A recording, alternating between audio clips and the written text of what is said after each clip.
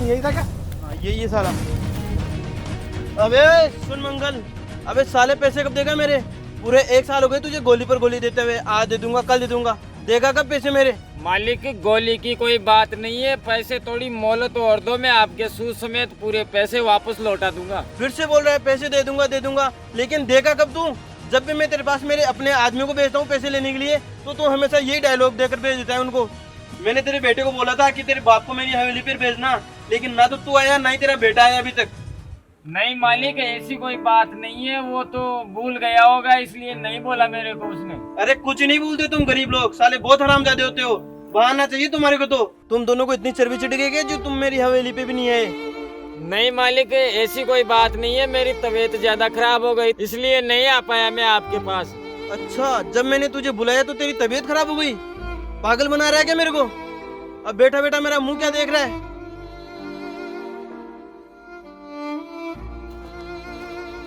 क्या हुआ जमींदार जी, आप मेरे पिताजी से इस तरह क्यों पेश आ रहे हो? अरे साले ज्यादा बोल रहा है कि तू है? आगे क्यों निकाल रहा है? बाहर निकलूंगा आगे साले की। चुपचाप बैठा रहा यहाँ पे। अबे साले, तू तो बोल रहा था कि मेरी सरकारी नौकरी लग जाएगी और मेरे पूरे पैसे वापस कर देगा। तेरी सरकारी नौकरी तो दूर, चपरासी की नौकरी भी नहीं लगी तेरी तो। साहब मैं खूब मेहनत कर रहा हूँ और जल्दी अपनी मंजिल को प्राप्त कर लूंगा। अबे ओए, हम कोई फालतू नहीं है जो तुम्हें यहाँ पे मोटिवेशन देने हैं, समझ गया? तुम्हें पूरे 1 साल हो गए मेरे से पैसे उधार लिए हुए, तुम्हें याद है ना? पूरे 50,000 रुपए लिए थे तुमने, लेकिन आज तक तुमने लौटाए नहीं, और आगे भी कोई इरादा नहीं है तुम्हारे को, मेरे को लगता है ऐसा। अब तो मेरे से दिमाग के बाहर हो गए तुम। बहुत दिन हो गए तुम्हारे को देखते हुए। साहब हमारी मजबूरी समझो, अभी हमारे बीमारी में पैसे लग गए तो कहीं से भी हम जुगाड़ करके आपके पैसे जल्दी लौटा देंगे। तुम एक बात बताओ, तुम सारे के सारे गरीब इतने हरामी कैसे होते हो? साले पैसे लेके वापस पैसे देने का नाम ही नहीं लेते हो। मालिक मैं आपके आगे हाथ जोड़ता हूँ, मैं आपसे रिक्वेस्ट करता हूँ, मैं जल्दी लौटा दूंगा आपके पैसे। तुम ऐसे तो मेरे पैसे लौटाओगे नहीं, और जब घी सीधी अंगुली से नहीं निकलता है ना, तो अंगुली टेढ़ी करनी पड़ती है। चल रहे, इसके बाप को उठाकर लेके चलते हैं। जब तक ये हमारे पैसे नहीं लौटाएंगे ना सूद समेत, तब तक इसका बाप हमारे यहाँ पर काम करेगा। मालिक आप मेरे पिताजी को लेकर मत जाइए प्लीज, मैं आपके आगे हाथ जोड़ता हूँ, ये बहुत बीमार रहते हैं, मैं आपके सारे पैसे सूद समेत लौटा दूंगा। अबे साले, तुम तो बहुत ज्यादा बेशरम हो। जब तक तुम्हारे से कोई काम नहीं करवाया जाएगा ना, तब तक तुम मानोगे नहीं। वो कहता ना, लातों की भूत बातों से नहीं मानते, वैसा ही करना पड़ेगा तुम्हारे। चल रहे, लेके चल इसको और दबा के काम करवाते हैं अब इससे, फिर देंगे ये पैसे। खड़ा हो। मालिक ऐसा मत करो, मैं कैसे रहूंगा अपने पिताजी के बिना?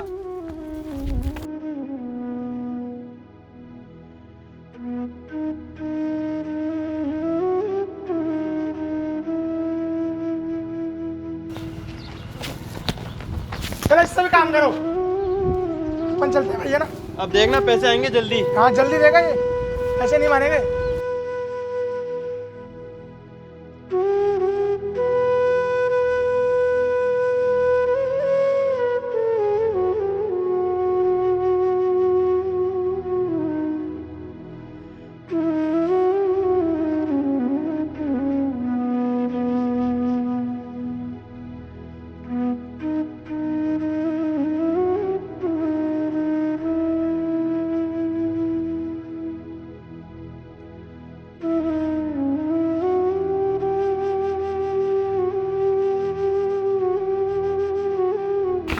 क्या है?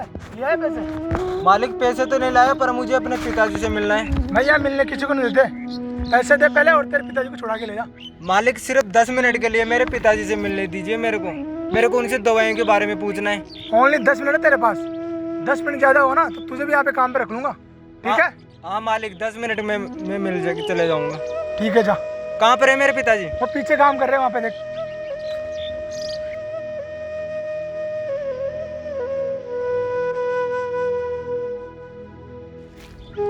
पिताजी कैसे हो और ये क्या हालत बना ली आपने? मैं ठीक हूँ बेटा, और तू बता, तूने क्या सोचा आगे काम करने का? कुछ नहीं पिताजी, सबसे पहले तो कोई काम धंधा करके उस जमींदार के पैसे चुकाना है और फिर यहाँ से आपको लेकर के जाना है। नहीं बेटा, तू ऐसा कुछ नहीं करेगा। ये जमींदार ने आज एक गरीब किसान को लात मारी है, और अगर आज गरीब आदमी चुप रह गया ना तो पता नहीं ये पैसे वाले कितने गरीब आदमियों को परेशान करेंगे। और इनको बताना ही पड़ेगा बेटा कि भगवान ऊपर वाला है, ये नहीं। लेकिन पिताजी, इन पैसों वालों को सबक कैसे सिखाएंगे? तू तो तेरी सरकारी नौकरी की तैयारी कर बेटा, मैं अपना टाइम निकाल लूंगा यहाँ, और तू मेरी चिंता मत कर। और बेटे, हम गरीब आदमी हैं, इन बड़े बड़े शहरों में इन पैसे वालों का काम करते हैं ना, जब और इनका काम निकल जाता है ना तो ये हमें धक्के मारकर बाहर निकाल देते हैं, और इनसे थोड़े बहुत पैसे उधार मांगते हैं ना तो ऐसा गुस्सा वाला बर्ताव करते हैं। हाँ पिताजी, आप बिल्कुल सही बोल रहे हो, ये हम जैसों पर बहुत अत्याचार करते हैं। लेकिन बेटे, अब ये बदले का समय नहीं है, अब ये इंतकाम का समय है। भगवान सबकी सुनता है, देर से ही सही लेकिन सबकी सुनता है, अपना भी समय आएगा। अरे लड़के, अभी तक नहीं गया तू? 10 मिनट कब की होगी तेरी? यही बंदिश करूँगा तुझे भी। चल बेटे, तू जा, शहर जाओ और अच्छे से पैसा कमा और पढ़ाई कर। खर्चा तो होगा लेकिन हम मेहनत करते हैं ना तो एक दिन सफलता जरूर मिलती है। ठीक है पिताजी, आप अपना ध्यान रखना। हाँ, मैं चलता हूँ ना। चलो।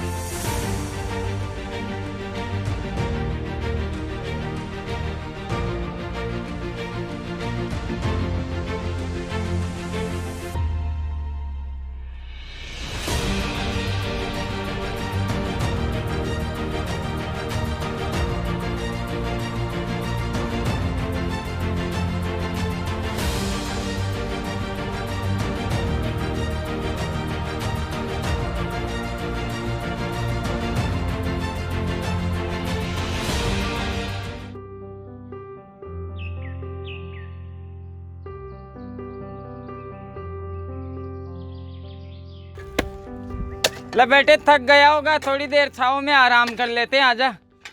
हाँ ताऊ जी, आज धूप भी बहुत ज्यादा है। हाँ, आजा। ठीक है, चल दो उधर। आ जाओ जाओ ताऊ जी, ये छाँव में बैठते हैं। ऊपर आ जाओ, आराम से है ना, बैठ जाओ यहाँ पे।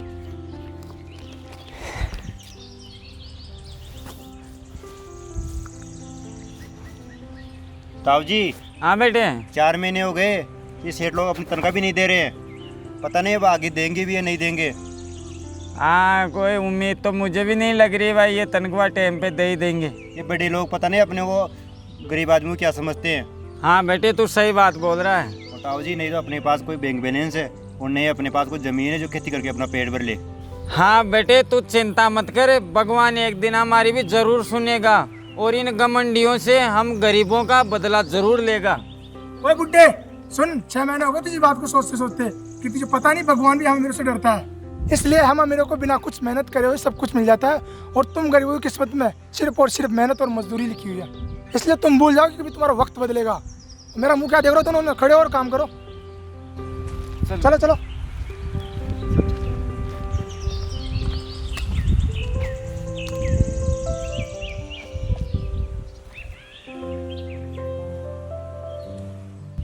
भैया जी, भैया जी।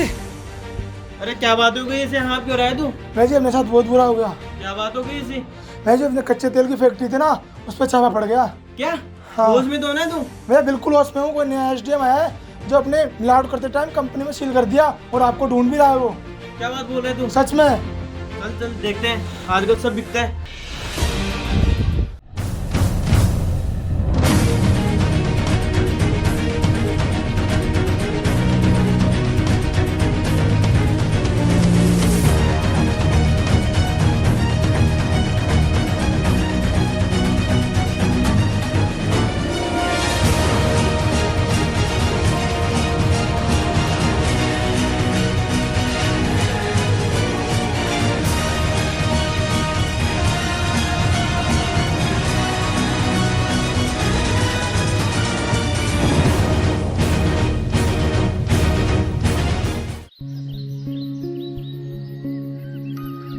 पिताजी कैसे हो आप?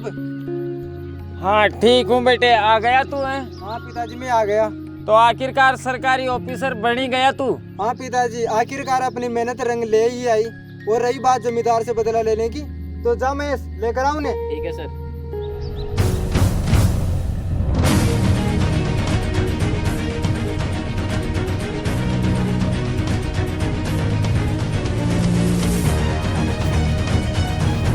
पिताजी अब ये बर्बाद हो चुका है, इसके सारे 2 नंबर के धंधे बंद हो चुके हैं। अब इसे कम से कम 5 साल की सजा तो होगी ही होगी। अब पता चला ना तुम अमीरों को तुम्हारी औकात का, गरीबों को तो तुमने नाली का कीड़ा समझ रखा था। और सुन ले, गरीब आदमी सोता हुआ शेर होता है, इनको छेड़ा मत करो वरना चीर फाड़ के रख देते हैं। और तुम जैसे घटिया लोग 2 नंबर का काम करके अपने आप को अमीर समझते हो और हमारे जैसे गरीबों को कुछ पैसा उधार देकर जैसे सोचते हो कि हमने कोई एहसान कर दिया इनके ऊपर। और हाँ, लेकिन तुम ये भूल जाते हो कि गरीब आदमी एक भी दिन आपके काम करना अगर बंद कर दिया ना तो तुम्हारे सारे धंधे चौपट हो जाएंगे। और हाँ, ये भी सुन लो, आप पैसे देते हो ना तो सूद समेत वापस लेते हो, कोई एहसान नहीं करते हो हमारे ऊपर। और सुन, गरीब आदमी पैसे लेता है ना उधार, तो तुम्हारे जैसे अय्याशी करने के लिए नहीं लेता, अपने बच्चों को पढ़ाने के लिए और अपना पेट पालने के लिए लेता है। तुम इस बात को कहाँ समझोगे? जा ले जा इसे और बंद कर दे।